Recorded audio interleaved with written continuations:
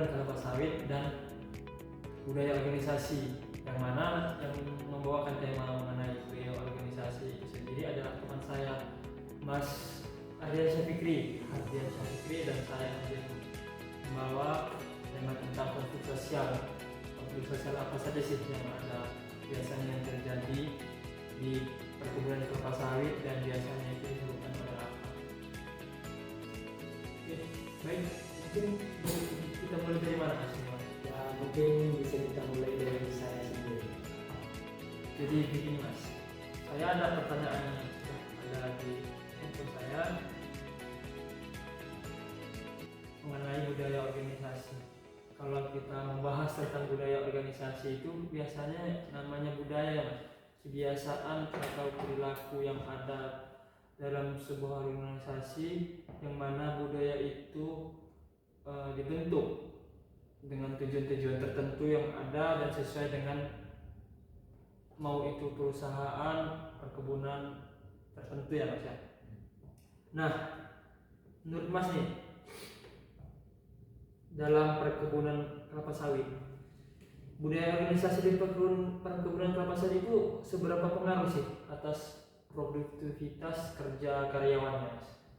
Menurut saya sendiri, untuk budaya organisasi itu sangat berpengaruh, karena budaya organisasi yang kuat dan positif dapat mempengaruhi kinerja karyawan di perkebunan kelapa sawit tersebut, dan nilai-nilai norma yang diterapkan mempengaruhi kinerja dan produktivitas karyawan tersebut, dan telah dilakukan di penelitian di suatu daerah di Behilang, tebing tinggi di Sumatera Utara Mas? Iya, di Sumatera Utara tepatnya. Dan budaya organisasi itu sangat berpengaruh dan meningkatkan produktivitas kinerja karyawan juga, karena budaya organisasi yang diterapkan di daerah tersebut budaya organisasi yang positif dan dapat meningkatkan produktivitas kinerja pada karyawan di perusahaan tersebut. Kira-kira contohnya kayak mana Mas? Seperti apa? Disiplin atau sopan atau gimana Mas? Ya, bisa diterapkan di dalam seperti bekerja tepat waktu, disiplin, dan dia mengikuti aturan di suatu perkebunan tersebut. Mampu bekerja sama Mas ya. Mampu bekerja sama. Lagi Mas. Lanjut mungkin ke pertanyaan kedua Mas ya. Sejauh mana sih desain atau bentuk pekerjaan yang diterapkan di perkebunan kelapa sawit dan kontribusi apa terhadap peningkatan kerja karyawan tersebut gitu? Mungkin kalau kita bertanya sejauh mana, saya bisa menjawab di desain pekerjaan yang baik dan metode pelaksanaan tugas, dan juga terhadap antara sesama pekerja yang dapat mempengaruhi produktivitas pekerjaan karyawan tersebut. Dan di mana penelitian ini juga dilakukan dengan metode yang sama dengan yang sebelumnya, dan desain pekerjaan ini juga baik untuk produktivitas pekerjaan karyawan. Mungkin seperti itu Mas. Oke, baik Mas. Oke baik Mas, ke pertanyaan terakhir nih, yang ketiga, karena saya juga hanya punya 3 pertanyaan mengenai masalah ini. Ada nggak atau ada tidak hubungan yang signifikan antara budaya organisasi dan desain pekerjaan terhadap produktivitas karyawan di perkebunan, terutama perkebunan kelapa sawit yang kita bahas? Dan kebetulan kita juga kan mahasiswa di sebuah institut yang berfokus kepada pertanian, perkebunan dan pertanian. Ya, mungkin yang saya ketahui ya sangat antara kedua ini ada pengaruhnya, antara budaya organisasi dan desain pekerjaan terhadap produktivitas kerja karyawan. Kedua variabel ini bersama-sama berpengaruh positif terhadap pekerjaan karyawan dan terhadap produktivitas kerja karyawan tersebut. Karena seperti yang kita ketahui, seperti budaya organisasi, dia memberikan nilai-nilai positif terhadap kinerja karyawan, dan mungkin semakin baik budaya organisasi di suatu perkebunan tersebut akan semakin baik terhadap kinerja dan produktivitas kerja karyawan di suatu perusahaan tersebut. Dan begitu juga dengan desain pekerjaan. Semakin baik desain pekerjaannya, semakin baik mutu pekerjaannya, akan semakin baik terhadap kinerja karyawan, dan akan semakin baik terhadap PT atau perkebunan yang sedang mereka bekerja di suatu perusahaan tersebut. Jadi mungkin menurut saya dalam kedua konteks ini sangat berpengaruh dan sangat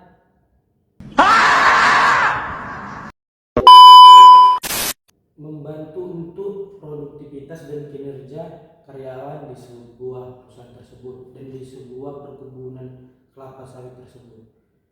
Dan ya mungkin cuman itulah yang bisa saya sampaikan, Mas. Jadi mungkin yang kita bisa simpulkan ya Mas, antara desain pekerjaan dan budaya organisasi dalam perkebunan ini sangat berhubungan Mas ya, terhadap mencapai tujuan dari perusahaan tersebut Mas ya. Iya, menurut saya juga seperti itu, dan penelitian yang dilakukan juga seperti itu Mas. Jadi sangat berpengaruh, dan pengaruhnya juga sangat positif terhadap produktivitas pekerjaan karyawan di perusahaan tersebut. Oke, baik Mas. Oke Mas, dan sekarang saya punya pertanyaan ke Mas tentang isu sosial di perkebunan kelapa sawit. Mungkin bisa saya mulai pertanyaan pertama ya Mas. Konflik ya. Di pertanyaan pertama saya ini, kira-kira isu sosial yang ada pada perkebunan kelapa sawit itu apa saja? Mengenai isu Mas ya, isu atau biasanya konflik itu Mas. Pertama, di sini bahwa ingin saya sampaikan bahwa konflik sosial mengenai perkebunan itu adalah pertentangan yang biasa timbul dan terjadi antara perusahaan perkebunan kelapa sawit khususnya yang sedang kita bahas ini dan masyarakat yang ada di sekitar lingkungan perkebunan tersebut.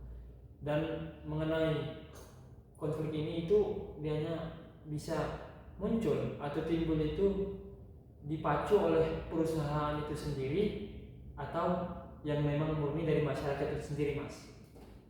Nah, isu apa yang kira-kira yang biasa terjadi itu? Yang pertama itu isu mengenai perampasan lahan Mas. Jadi isu mengenai atau konflik yang mengenai perampasan lahan ini itu dipacu memang dari perusahaan itu sendiri. Kenapa bisa? Jadi begini Mas, kalau kita tahu, khususnya saya yang telah melihat itu dengan ada sebuah sumber, contohnya itu di Kepulauan Sulawesi Mas. Jadi ada sebuah perusahaan yang merampas lahan masyarakat. Bagaimana?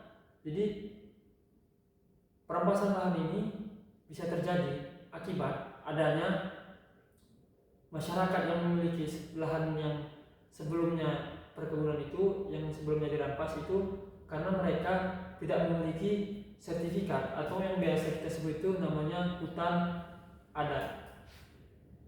Itu yang biasa sering terjadi mengenai perampasan lahan, dan itu memang murni, kalau menurut saya memang salah dari perusahaan itu sendiri, perusahaan yang tidak baik, yang tega lah merampas lahan. Kenapa? saya ada catatan sedikit di sini.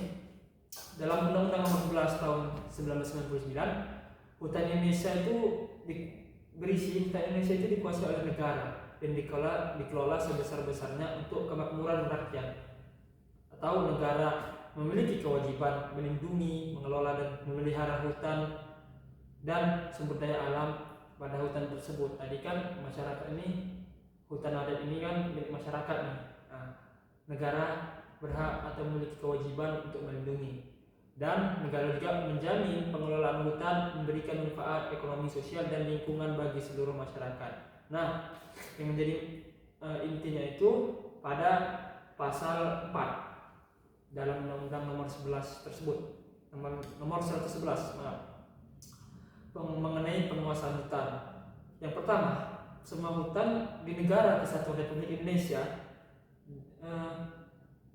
dan kekayaan itu dikuasai oleh negara untuk semata-mata kesejahteraan rakyat. Dan yang kedua, yang menjadi inti, negara menghormati hak hukum adat. Nah, jadi apa maksudnya? Apabila negara menghormati hak hukum adat, artinya perusahaan yang melepas tadi tidak boleh semena-mena dan secara paksa mengambil lahan yang bukan hak dari perusahaan tersebut. Jadi menurut saya seperti itu, Mas.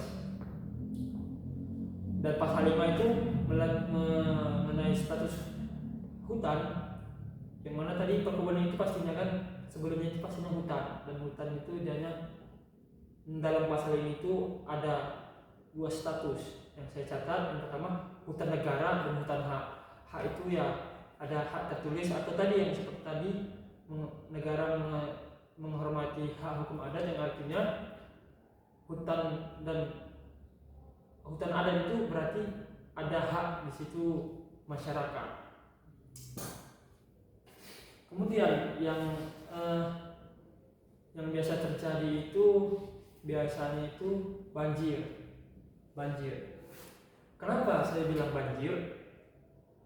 Terkadang perusahaan perkebunan kelapa sawit itu karena tadi ada yang mungkin melanggar dan ada yang mungkin berlebihan, tidak mengikuti aturan agraria, masalah aturan pokok-pokok tentang mengenai itu diferensiasi atau perubahan-perubahan lah, aturan-aturan dalam pembukaan lahan itu dilanggar. Karena sebenarnya dalam pembukaan lahan atau perubahan yang dari dulunya hutan menjadi lahan perkebunan itu ada aturan dan terbatas, dan terkadang perusahaan-perusahaan itu melanggar, sehingga karena berlebihnya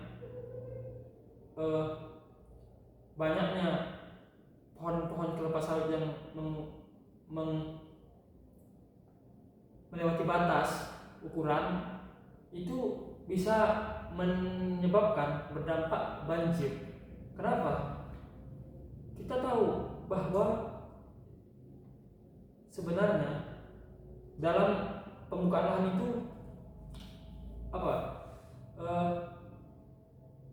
sudah ada aturan-aturan yang ditetapkan. Ya, kemudian dalam proses pembukaan lahan itu biasanya masuk alat-alat berat seperti traktor, yang mana itu pasti memadatkan tanah. Ya, tanah itu padat. Jadi ya sama seperti misalnya kita buat contoh nih, polybed. Tahu polybed maksudnya? Polybed. Nah, kalau kita injak pasti itu tanah itu akan memadat. Nah, padatnya tanah itu akan menghambat air menyerap. Dan kebetulan sawit ini juga hemat air, sehingga itu memungkinkan mungkin saat hujan itu turun deras, air itu tidak diserap. Nah, air kurang cepat respon dalam menyerap air itu kan, tanah itu. Nah, jadi sehingga itu yang menyebabkan banjir. Dan itu bisa-bisa diambil kesempatan sebagai masyarakat menyalahkan perusahaan tersebut. Biasanya masyarakat itu pasti mengambil kesempatan dan keuntungan ya, Mas. Bisa itu denda atau macam yang namanya manusia, Mas, kan. Kesempatan dalam kesempitan kalau kita bilang. Dan hal itu pun menurut saya ya seharusnya melanggar ya, Mas ya. Dalam pelanggar itu ya pelanggaran juga, Mas, mengenai pembukaan lahan yang berlebihan dan tidak sesuai peraturan agraria tadi dapat menyebabkan tindak pidana karena Undang-Undang Nomor 50 Tahun 1960 mengenai peraturan dasar pokok agraria tentang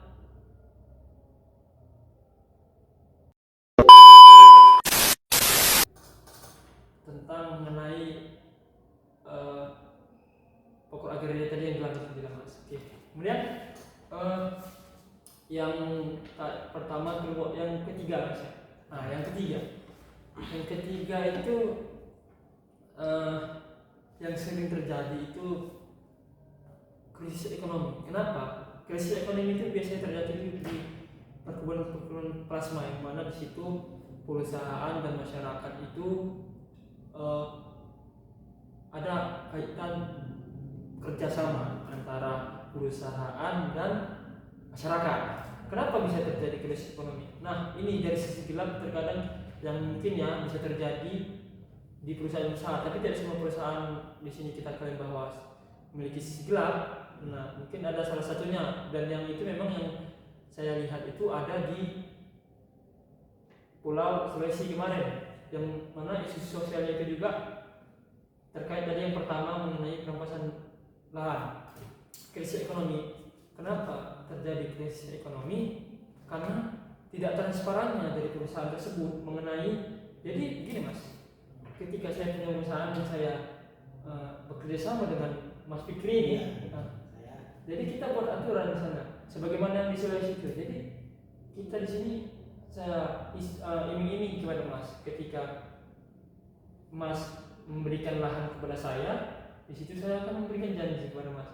Kalau misalnya Mas memberikan lahan kepada saya, ini saya dikelola, hasilnya nanti bisa Mas terima. Nah, tetapi karena tidak transparan yang biasa yang mungkin terjadi ya dalam sebuah perusahaan itu, iming-iming atau janji itu tidak dilaksanakan sehingga masyarakat tidak mendapatkan penghasilan dan krisis ekonomi pun terjadi. Kenapa? Karena apalagi terlebih pada masyarakat adat ya, yang tadi lahannya diubah itu pasti berpatokannya kepada lahan yang dia miliki, dan itu menjadi sumber pokok kehidupan dan ekonomi yang ada. Berarti dia ada pendanaan yang tidak terbuka lah ya? Ya kira-kira segitu ya, dana atau uang yang seharusnya diberi itu tidak diberikan. Kemudian yang keempat itu ada pencurian. Nah, pencurian ini pastinya ya ada di sini saya ambil itu ada dua. Ada pencurian yang terjadi karena tadi krisis ekonomi yang terjadi karena perjanjian yang tidak ditepati, dan memang dari masyarakat sendiri. Karena biasanya pencurian itu terjadi, maaf itu biasanya gimana ya, tidak usah ya. Ya intinya memang dari masyarakat sendiri karena dia kebingungan mungkin dalam mencari penghasilan, dan kebetulan dia di dekat perkebunan kelapa sawit, dan itu banyak terjadi ya di lingkungan saya sendiri. Contohnya perkebunan kelapa sawit itu banyak dicuri oleh masyarakat karena nilai dari harga jual yang tinggi, jadi itu diambil kesempatan oleh masyarakat itu dicuri sebagai hasil penghasilan masyarakat tersebut. Tetapi juga bisa terjadi karena ngenesnya, atau gimana bahasa Mas, ngenes atau emosinya masyarakat terhadap perusahaan yang tadi, yang mungkin bisa jadi tidak menepati janji pada perjanjian yang mengenai perkebunan plasma tersebut Mas. Mungkin juga seperti Mas, di daerah tersebut pekerjaan itu minim Mas, dan pekerjaan yang terdapat banyak itu di lahan kelapa sawit, ataupun karena lingkungan lingkup itu semua perkebunan kelapa sawit. Yang mungkin itu terjadi juga Mas ya, karena tidak ada minimnya pekerjaan. Harusnya kan apalagi kebun plasma biasanya itu ya ada komitmen lah, memberikan benefit lah, karena dia membuka lahan di situ, ataupun ya perusahaan-perusahaan yang membuka lahan di sekitar lingkungan masyarakat biasanya memberikan kesempatan bahwasanya masyarakat tersebut bisa bekerja di sebuah perusahaan tersebut. Mungkin karena itu tidak ada mas ya. Jadi itulah yang mungkin menyebabkan pencurian itu terjadi gitu. Oke. Yang kelima nih, yang terakhir. Yang kelima itu ada bentrok. Kenapa saya bilang bentrok tadi? Mengikuti atau kembali lagi kepada yang pertama tadi mengenai perampasan lahan, ya wajar ya. Seandainya mas ada punya lahan yang memang milik mas gitu, yang mas merasa milik mas lah, karena ya kebetulan memang hak hukum adat dia punya negara ya, tiba-tiba diambil, kemudian atau mas bekerja sama akan tetapi komitmen itu tidak dijalankan oleh sebuah perusahaan, pastinya masyarakat atau mas sendiri itu ada menolak hal itu gitu. Nah, terlebih lagi banjir tadi mas, banjir kan mengganggu ya, mengganggu kita ya, kita apalagi itu bisa menimbulkan penyakit. Itu dia masalahnya. Ya pasti dong ada terjadi bentrok atau ketidaksetujuan masyarakat terhadap perusahaan tersebut. Kenapa hal itu bisa terjadi gitu? Nah, bentrok itu bisa terjadi ya karena itu sendiri, perusahaan itu sendiri. Ya jadi ya menurut saya isu-isu tersebut itu sering terjadi. Ketidaksamaan atau perbedaan pendapat antara masyarakat dan perusahaan. Yang mana ya memang sebenarnya hal itu memang bisa dipicu oleh perusahaan itu sendiri atau masyarakat. Jadi mas, seperti yang Mas Aidil sudah jelaskan tadi, bagaimana menurut Mas Aidil solusi terkait isu tersebut? Ya, mengenai isu tersebut ya kalau menurut saya sendiri ya, selagi perusahaan itu menjalankan aturan yang telah ditetapkan, maka itu bisa membentengi perusahaan itu sendiri. Ketika masyarakat itu tadi menginginkan atau tidak setuju atas apa Permasalahan ya mungkin perusahaan itu dituduh mengenai perampasan lahan atau banjir tadi yang karena penanaman yang berlebihan atau lahan yang dibuka secara berlebihan, itu kita bisa bentengi karena kita sudah mengikuti aturan. Akhirnya kita juga bisa dilindungi oleh aturan tersebut kan. Ketika kita punya argumen atau apa ya kalau kita bilang, ketika kita punya suatu pendapat sendiri, bukan mas, ketika kita sudah menjalankan aturan yang gini lah, misalnya mas ya jadi ketika perusahaan itu telah menjalani aturan yang telah ditetapkan, pastinya masyarakat tidak bisa berkata apa-apa mengenai isu-isu atau hal-hal yang terkait dengan konflik tadi mas. Adapun misalnya banjir yang terjadi setelah kita melakukan pembukaan di perusahaan, sudah menjalani aturan, akan tetapi konflik atau macam banjir itu terjadi, mungkin itu bisa diselesaikan dengan cara membuka saluran irigasi atau hal-hal lainnya lah yang dapat mengurangi dampak dari banjir tersebut mas. Jadi intinya itu selagi kita sudah menjalankan aturan, pastinya insya Allah semua itu bakal aman semua. Mengenai pencurian itu tadi ya bisa diatasi mungkin dengan penjagaan ya mas. Ya kita tahu juga biasanya perkebunan itu pasti ada yang namanya yang karyawan atau anggota dari perusahaan itu yang ditugaskan untuk menjaga lahan tersebut agar tidak terjadi pencurian. satpam di perkebunan itulah ya. Iya. Jadi ini mas, seperti mungkin pencurian itu juga akan minim karena peraturan di perusahaan tersebut dijalankan. Mungkin juga seperti itu.